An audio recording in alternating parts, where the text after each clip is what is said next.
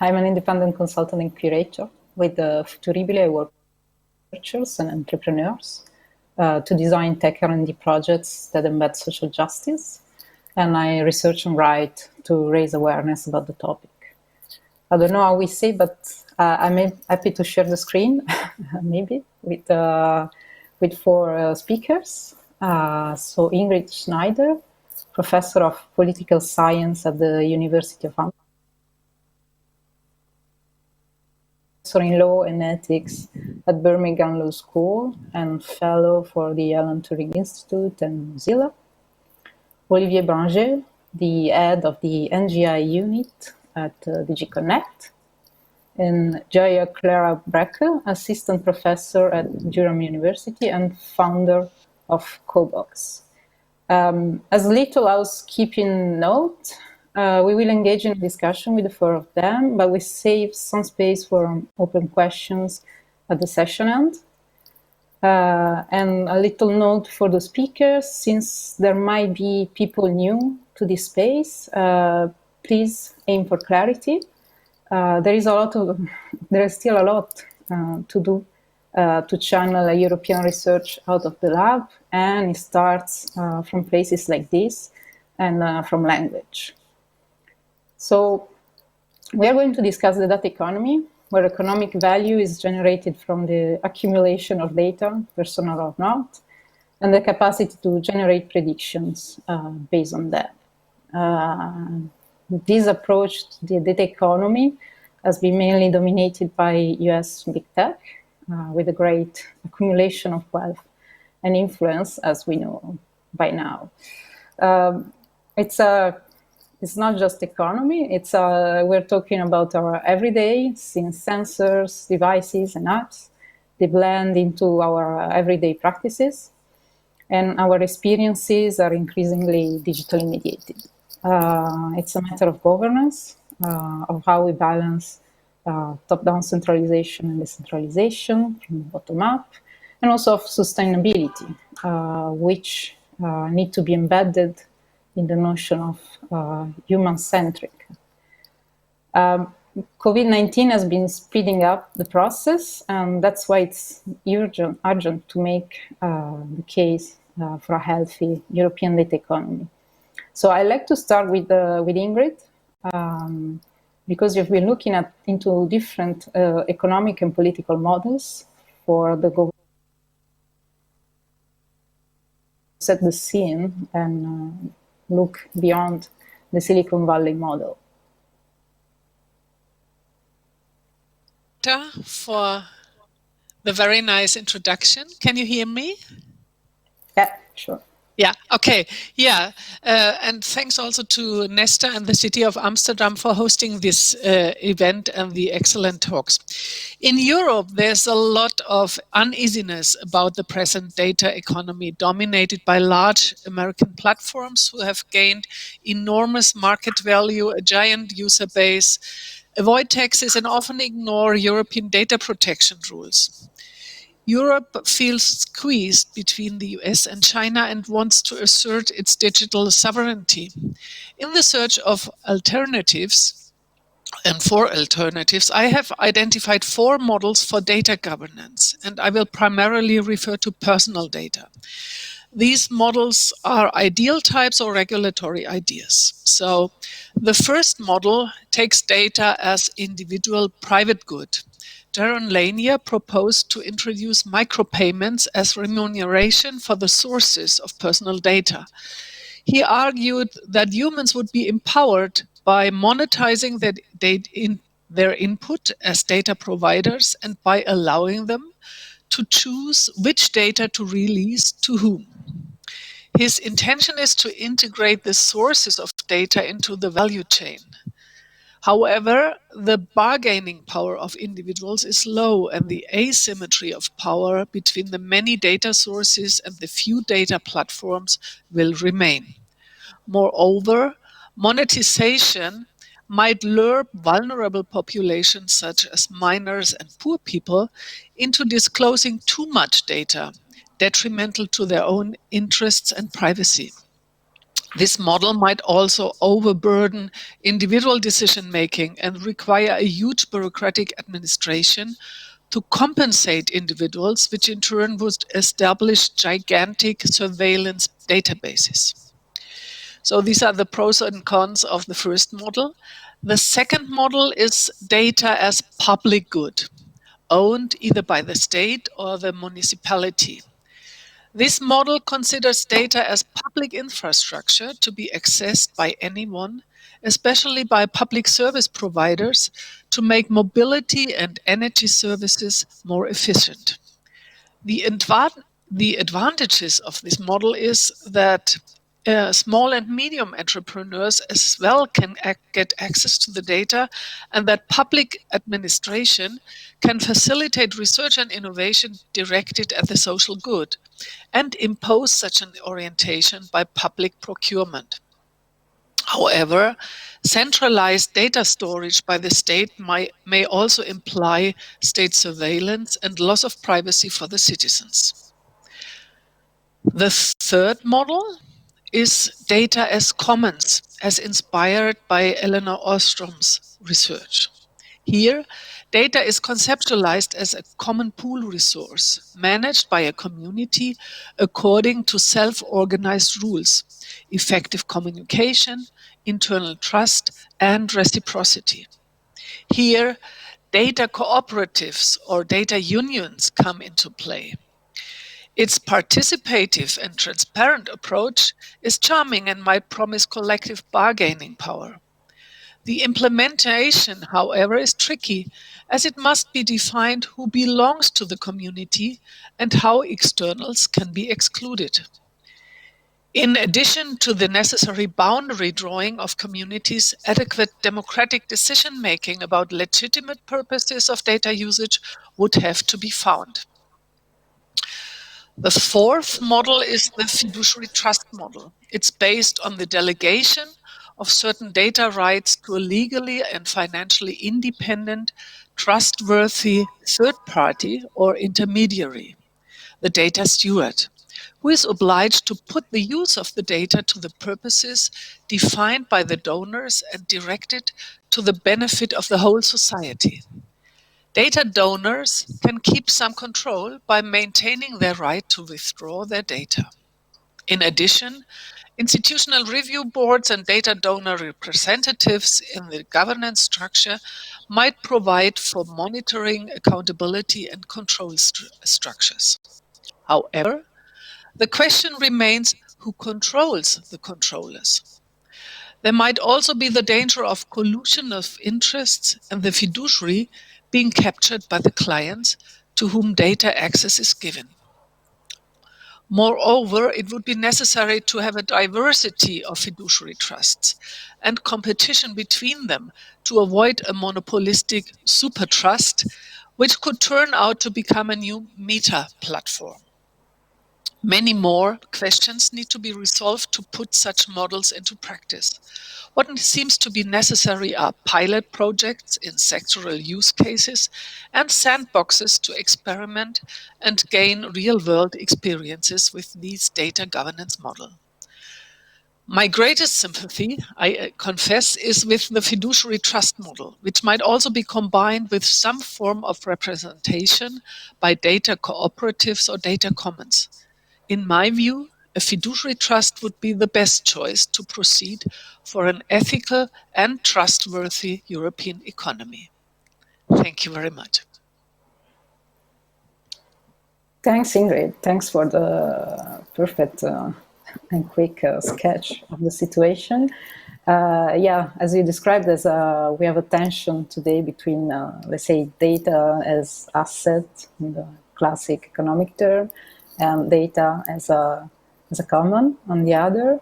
And I think that what you suggest, so your preference for the first model, resonates also with an idea brought by one of our speakers, Sylvie, who has been looking at how to collectivize data governance. So I will give her the floor to introduce us data trusts and why and how they could change the game. Thanks. Thank you, Ingrid. I mean, Ingrid has done a lot of the work for me, which is fantastic. So she's already prepared the floor by saying that she prefers the data trust model, and I'm glad to hear it. Now, also, I'm so grateful to Ingrid because she's also avoided sometimes a confusion that is quite frequent between data cooperatives or data collaboratives on one hand, which are relying on a contractual structure, and data trusts, which are not. And I will explain that further. So my role here in 3 minutes is to introduce you to the key elements of this data trust governance framework, which I developed with Neil Lawrence over 2 years ago now. And I'm excited to say that this is not just theory anymore. In the short space of 2 years, we are already moving into pilots, active pilots, both with an initiative here in Cambridge. And also, I have to flag up the fact that Mozilla Data Futures Lab is soon going to be calling for pilot applications in that sphere. But so first, to really capture the key elements as I see them of data trust, there are 3, I think, that need to be emphasized. First is that we can do better than consent. Okay, so at the moment, much of the efforts to build an internet of trust, as we heard before session, have been coming from top-down regulation. And top-down regulation is absolutely essential, but it won't get us all the way. And to get all the way to an internet of trust, as we heard, I think we also need bottom-up empowerment structures. And for that, the aim is to empower people to actually take the reins of their data rather than constantly being asked to consent to this or that with pop-up windows on their screen. So that's the first element. We can do better than consent, and we can build bottom-up empowerment structures that reflect deeply held aspirations and preferences. The second key element is that we need to wake up to the fact that when it comes to data, we need to be able to empower groups, not just individuals. And at the moment, most of the top-down regulation structure is very much focused on individuals. We have individual rights. And so a data trust, what is it? A data trust is actually a structure that enables groups of individuals to bring together the rights they have over their personal data in a structure that is governed by trust law. And I'm going to add a footnote to that, because obviously in Europe, many countries are not governed by trust law. They don't have trust law as part of their legal framework. And that need not be a problem, because you can actually, in many countries, like in Germany with Sparkassen and other, in France, there are similar concepts, you can effectively capture the functions that are fulfilled by trust law, but are operating in different names in different countries. And hopefully I'll have time to unpack that. So the second element is empowering groups, not just individuals.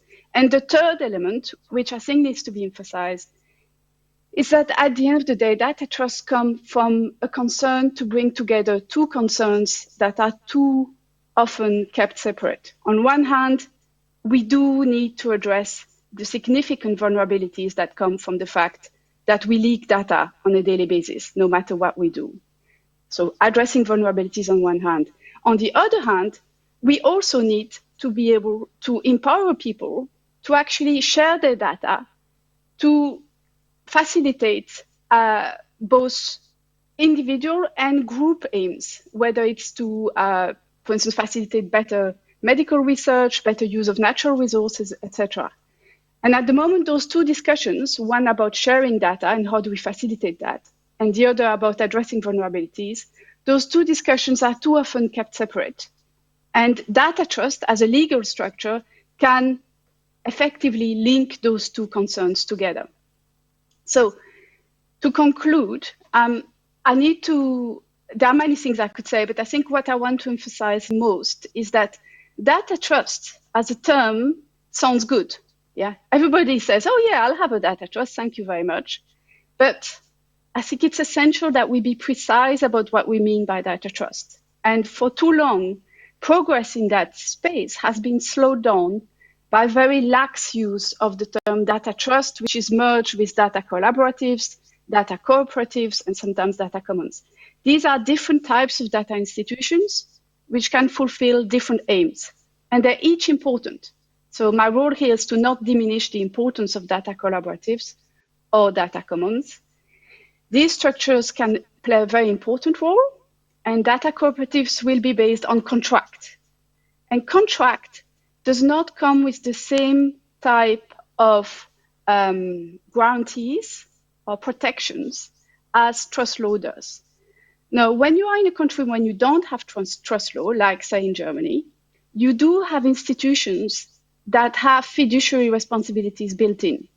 So one of the projects we're looking at the moment, and please get in touch if you're interested in this, because we need more people who have expertise in this area.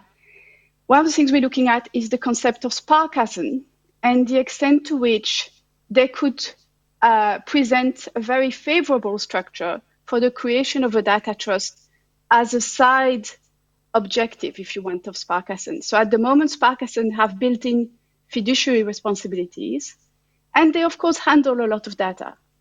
Now, the question comes, could you create a data trust as a separate entity within the Sparkassen? And that means that the data trustee, or in this case, the person who has fiduciary responsibilities, is shielded from any conflict of interest. And that's really important. I think Ingrid earlier mentioned the potential issues with conflicts of interest. Fiduciary responsibilities are designed to precisely avoid the possibility of conflicts of interest. And that's the whole point of data trust, as opposed to, say, data cooperatives or data collaboratives, where you can specify obligations, like absence of obligation of interest, but you won't have the same enforcement mechanism.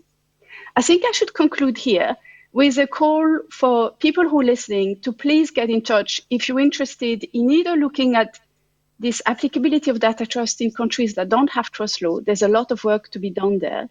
And the other question that I'm fascinated by is the economic sustainability of data trust.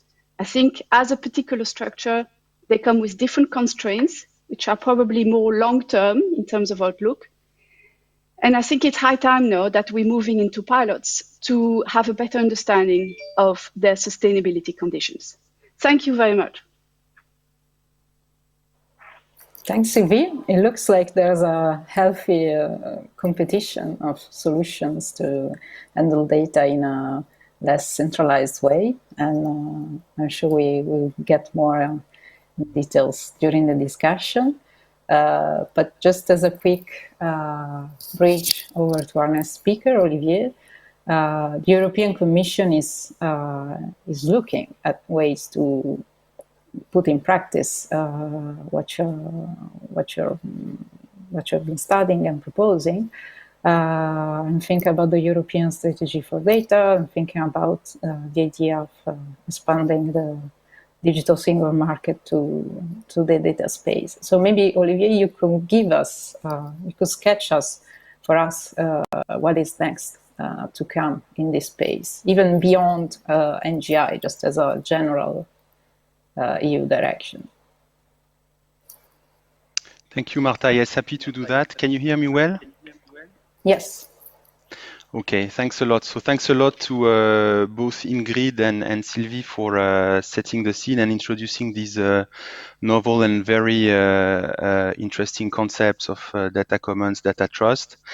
For us in the Commission, the data economy is really one of the key political priorities. And for those of you who have followed the State of the Union speech of President von der Leyen, you have seen that it has featured very prominently.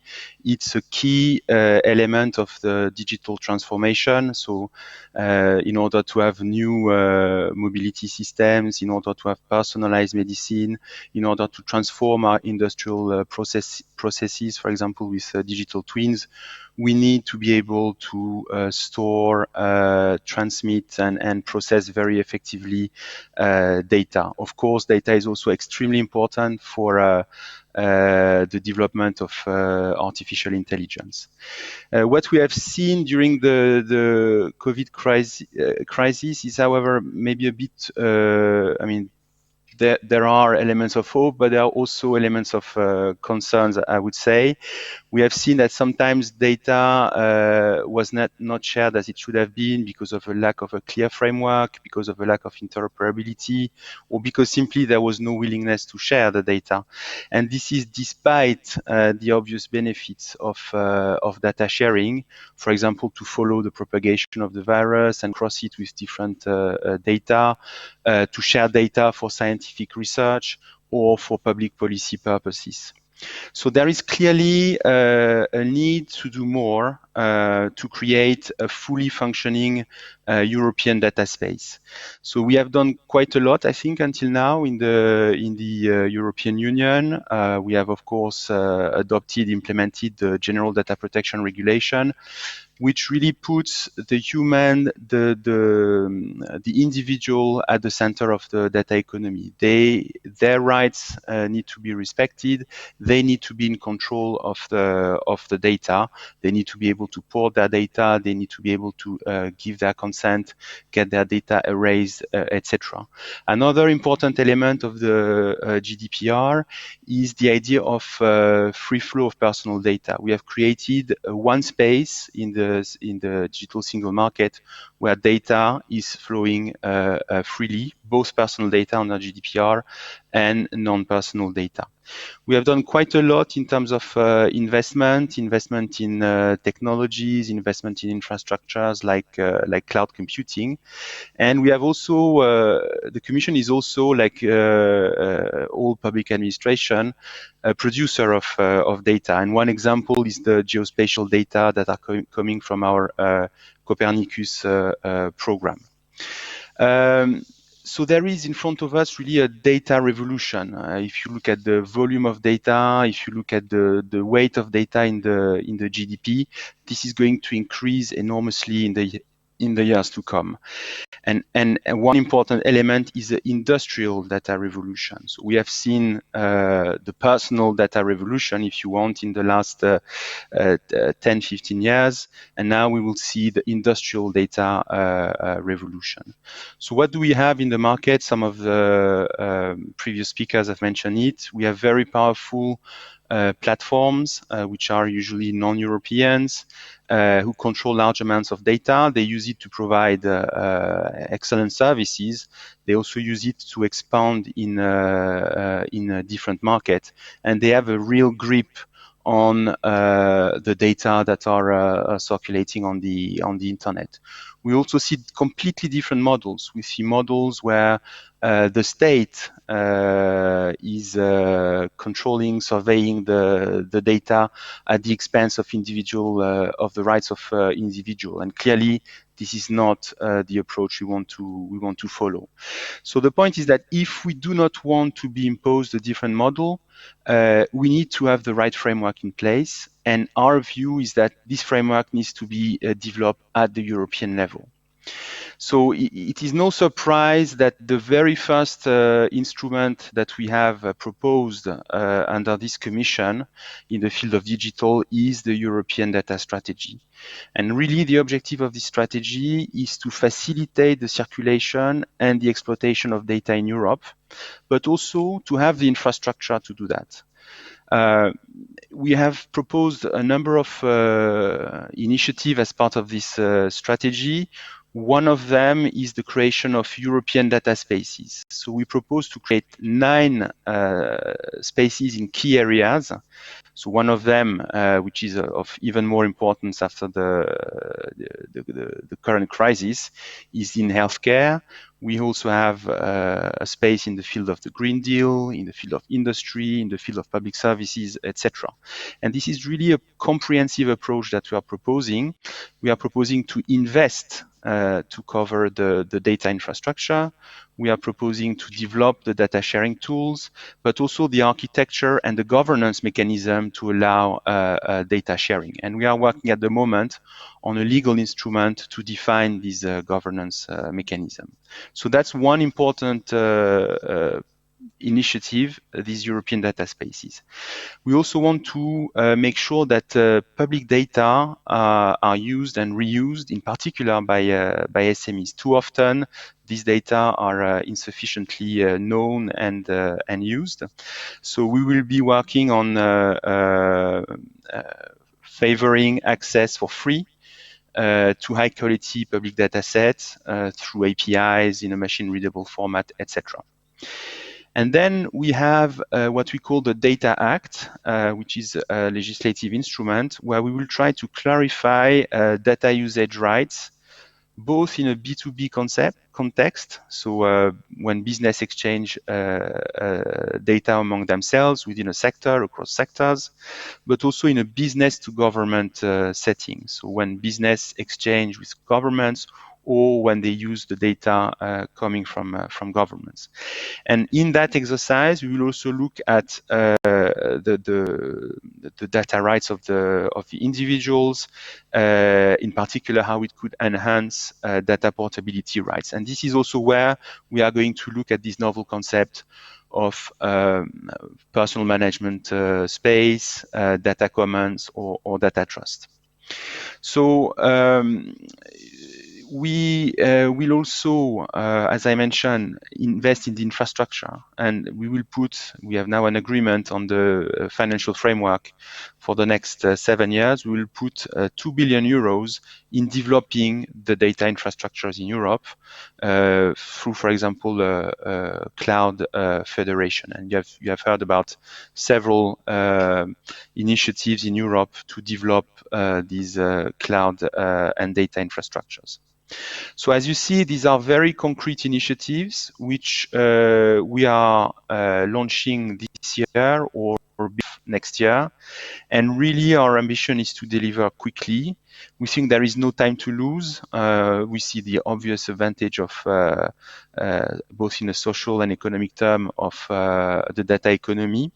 It will be at the core of the green transition, of course, of the digital transition, but also of the green transition.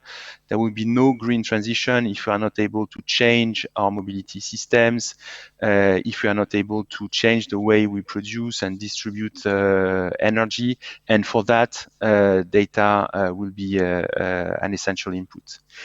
So we want to invest in the data economy for the recovery, but also to ensure long-term autonomy of Europe. To date, we have had a really excellent cooperation with member states. There is a very good convergence with European governments. There is good convergence also with industry, and we try to involve as much as possible the individual innovators, so the next generation internet innovators in particular, who are already at the moment developing technologies for increased privacy and data control, of new models of data governance using technologies like blockchain. And the next speaker, Jaya, is going to explain, I hope, what she has been doing with NGI funding in this area. So we'll need a lot of interaction to implement this European data strategy. And I think the discussion today is a very interesting input for us. Thank you. Thank you, Olivier. Thanks for giving us this overview of the European endeavor. And it's very nice to see that there's an holistic approach to technology that is looking also at citizen empowerment on one side, at recovery on the economic side, and also at the infrastructure, at the technical infrastructure, and at sustainability. So yeah, as we were mentioning, maybe we can see with Jaya what would be an ideal NGI outcome, an ideal NGI small initiative. So Jaya, you've been developing COBOX within the NGI framework. It goes towards redistribution of access to data and power. Can you explain us what you're trying to achieve? I think at this level of the discussion, it's nice to have also a concrete example. Yep. Can you hear me all right? Yeah. Hello? Yep, great. Okay. Yeah, so first of all, thank you very much to the other speakers and for the invitation. It is a real pleasure to be speaking amongst these speakers, and especially like in this context where the focus is on not just personal data marketplaces, but also non-market approaches and more collective approaches, which I think is very important when it comes to the handling of data. So I am both a researcher at Durham University Geography Department and also co-founder of a technology collective called Magma. And as part of Magma, we received funding for CoBox through the NGI Ledger program. And so I want to make like 3 quick points, I guess. Like the first one, just to explain a little bit what we've been doing with CoBox and our experience of the Ledger program, which has been fantastic in many ways. And then the second one, I want to talk a little bit about that funding experience, and then finally look at some of the kind of more tricky conceptual aspects of the concept of data sovereignty and the idea that we might have control over data. But yeah, to start off with, we received funding to develop this project called CoBox, which is fundamentally an attempt to create a peer-to-peer cooperative cloud. And so we have taken very much the kind of cooperative / data commons approach. And we were building on a very interesting peer-to-peer protocol called DAT that fundamentally uses public key cryptography in order to address content on devices that can then serve that content over a network without needing to go via a server.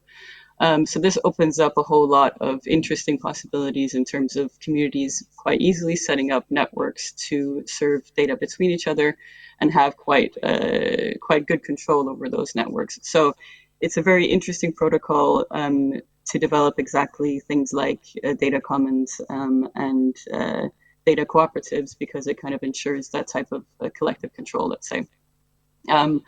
There are other very interesting cryptographic protocols that are also looking to do the same thing. So we've got that. We've also got things like IPFS and lots of interesting work being done in the peer-to-peer space in general as part of a kind of like broader field, let's say, of distributed ledger technologies.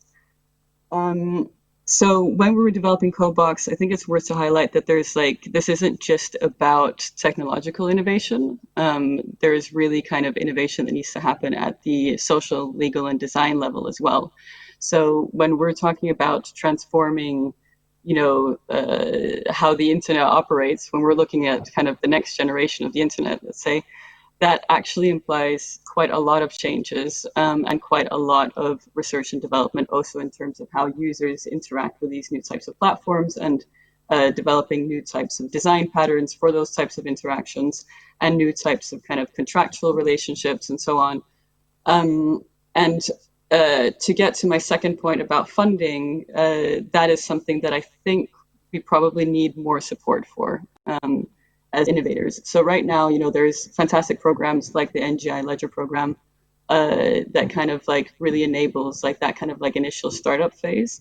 But for a lot of projects, what we're trying to achieve is a transformation across a kind of quite a broad variety of areas that therefore also needs like more funding in terms of like what happens in that in-between space when there's been a kind of initial experimental development and kind of like a type of startup phase, but things are not market ready yet, let's say.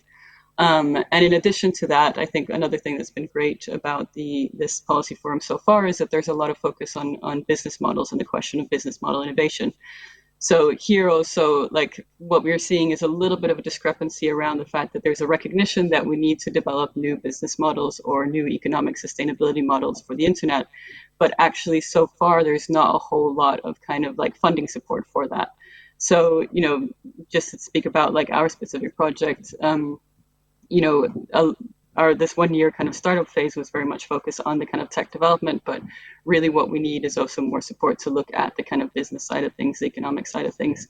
So I think that would be, one very useful, very interesting step forward is, first of all, funding for projects that are not quite market ready, plus funding for, kind of business model experimentation and so on, new sustainability models.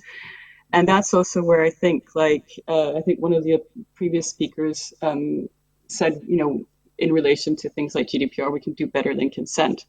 And I agree. And that's, I think like in terms of like, the GDPR is a fantastic regulatory initiative, but there's a lot of follow through that could happen where to enable like new innovation projects to not just kind of like look towards like basic compliance, but actually be able to innovate along the lines of the GDPR. So make the GDPR something that where there's more support for, let's say, looking at the generative possibilities of what a policy framework like that can do in terms of shifting the technological innovation pathway in a different direction.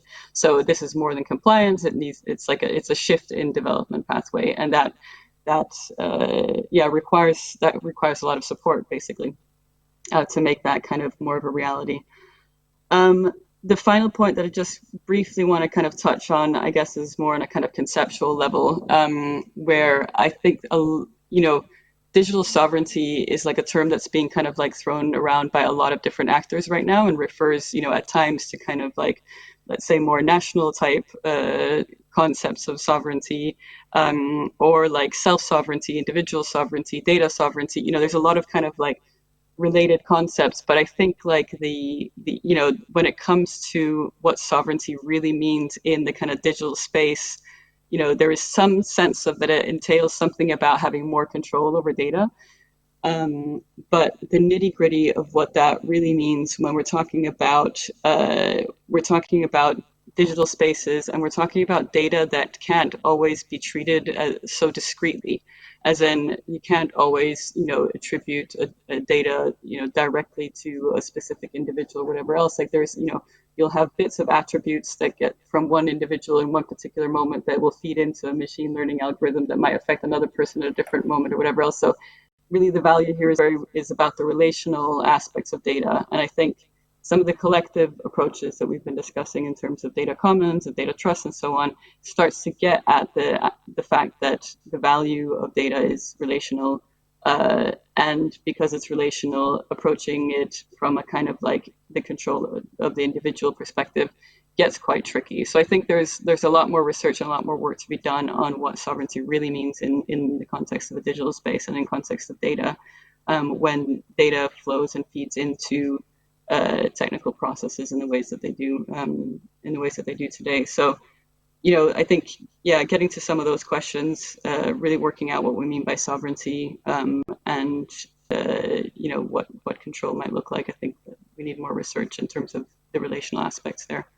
But I'll end there, and I think I'm happy to answer plenty more questions about CoBox and the cooperative cloud. And once again, thank you to the NGI for the Ledger program and that funding stream. Thanks, Jaya. We don't have a lot of time left, so I will try to do a sort of remix of questions coming from the audience and questions that I had. So we're seeing basically that we need also concrete ways to implement the data economy with a European approach. I was wondering, so we talk a lot about the decentralization at the level of network, but it would be great if it was not just an architectural feature, but also a source of meaningfulness, of sustainability and security. And I see that among the comments we have from the audience, people are concerned that we're missing from the four models described by Ingrid, the peer-to-peer web-based models, where each citizen published access control data on their own servers and link it to other services in the solid project like from Tim Berners-Lee. And there are concerns about how to intermingle the Green Deal and industry and growth.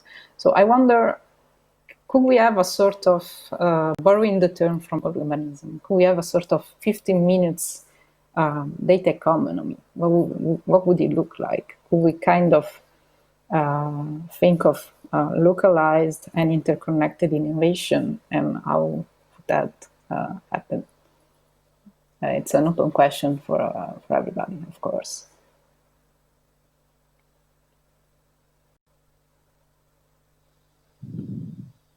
I don't know how the moderators. Okay, now we see everybody. Can I jump in? Yeah, sure. Okay, so as an answer to your question about peer-to-peer, because I think that's a really important question. One thing that I find fascinating is at the moment there's a whole lot of initiatives that are mushrooming in terms of decentralization tools that provide either personal data repositories or ways for individuals to supposedly manage their data by granting authorizations on a case-by-case basis, which is facilitated by some kind of interface. Now, my problem with these approaches, they're great as decentralization tools, but they assume a lot on the part of individuals. Like, it might be that the most specialists among us in this discussion would be well placed to make responsible decisions about, oh, yes, I will share this data with this service provider for X amount of time, etc. But for the vast majority of the population, that is not a very realistic assumption. And so what I want to emphasize here is that on one hand, I think we do need, just like we need doctors and lawyers as professionals, we really badly need a new profession, which I would call data trustee, which stand between us, that are basic intermediaries between us, the data subjects, and the data controllers, and help us reflect our aspirations and attitudes to risk when it comes to data. And then combined with an ability for people to get together, you suddenly have a much more, you can enable this peer-to-peer ID, but in a responsible way by saying, look, you can, if you don't like the data trust you are in, you can quit it and join another data trust. And so you have an ability to do peer-to-peer, but with a responsible intermediary that stands between you and the data controllers, and an ability to join a group that reflects your aspirations and attitude to risk. Thanks. Just to add there, yeah, thank you, Sylvie. I completely agree also, and actually in the work, I mean, CoBox is a peer-to-peer project, but in the research that we were doing and in the work that we've been doing, it was pretty clear that actually a lot of the users, let's say, the cooperatives that we're working with, had a lot of anxiety around handling data. And so we were also working very much with this idea of creating data trustees and actually allowing for people using the CoBox as a platform to be able to offer data trustee services to other cooperatives. So I completely agree with Sylvie on that. There is though still, I mean, this point of the kind of personal decision, yeah, it is a problem. You know, the personal decision, it's not just about the anxiety or the kind of capacity to take that decision in a way that is for your own best interest, but also actually the personal decision about sharing data in one situation and not another is actually, like, the collective ramifications for making those decisions is something that I think we still need ways of making clear. So like when I make a decision about like allowing my personal data to feed into some kind of profiling algorithm, you know, how can I get an overview of the kind of potential collective implications that that might have on some person 5 years down the line in a completely different context, in a completely different scenario than I'm in? Like there is, you know, there are some real kind of technical issues here. There's some real kind of social issues here, like making those personal decisions somehow meaningful. And I believe that that's even also the case in terms of the data trustee. The data trustees might add some element of expertise to those decisions, but there's still, you know, the ability to kind of quit. Yes, you can quit, but you can't take all that data trails with you when you quit. Do you know what I mean? Like those, that, yeah. I'll stop there. Thanks. So we don't have much time left, but maybe Ingrid or Olivier, you wanted to add something to wrap up? Something just to reply to that question. I mean, just one reflection is that something we see also at the level of the infrastructure is that there is increased decentralization. So what we have put in our data strategy is that whilst 80% of the data is today processed in the cloud, and 20% at the edge, this is going to revert in the coming years. So I think there is a movement towards decentralization, which is also supported by technologies, peer-to-peer technologies, and technologies like blockchain. And what we propose also in terms of infrastructure is not one central European cloud. It's a cloud federation. So it's a federation of different cloud, different actors and marketplaces to put together the demand with the supply. So there is definitely also at the level of the infrastructure a movement towards decentralization.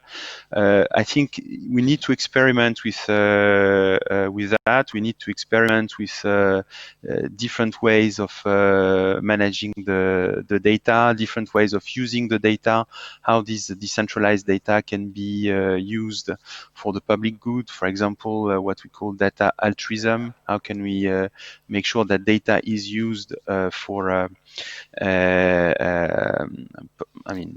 good purposes? And I think I agree with both Jaya and Sylvie that we will need to explore the role of intermediaries. This is a very complex matter. Not all citizens will be able to manage the tools, manage the implications of data sharing. So there is a role definitely for intermediaries. They can be trustees, they can be cooperative, they can be trusted players like we have in the economy today. So definitely something to be looked at in more detail. Thanks, Olivier. May I also add? Yes, sure. I think there is a lot of discussion right now. Yeah, there's because we have like 1 minute left. Okay. I also think there is a lot of discussion now about decentralized models such as federated learning and edge computing, which are interesting solutions. But I think it's still necessary to ask who controls the algorithms used, even if they are used on your own smartphone or your own computer. So I think the idea of delegation and representation of citizens' interest is very important. And for that, data trustees are very important, have a very important role, and we will really have to think about making them independent in terms of finances, in terms of spiritual independence as well, because of course if they have an intermediate third-party role between the users and of data and the providers of data, they have a lot of responsibility for the citizens. So they have to dedicate the data to the public good and not profit-driven. So in that respect, I think we really have to make sure the independence of this third-party intermediary and to make it trustworthy. And this is a huge task, and we have to really think more about to secure such an independence. Thank you. Thanks, Ingrid. It was a packed hour with concepts and ideas. We just really scratched the surface. It's always like this. But each speaker is reachable on Twitter, on email. And I think that in the end, we got to the conclusion that we have ideas, concepts to transit from the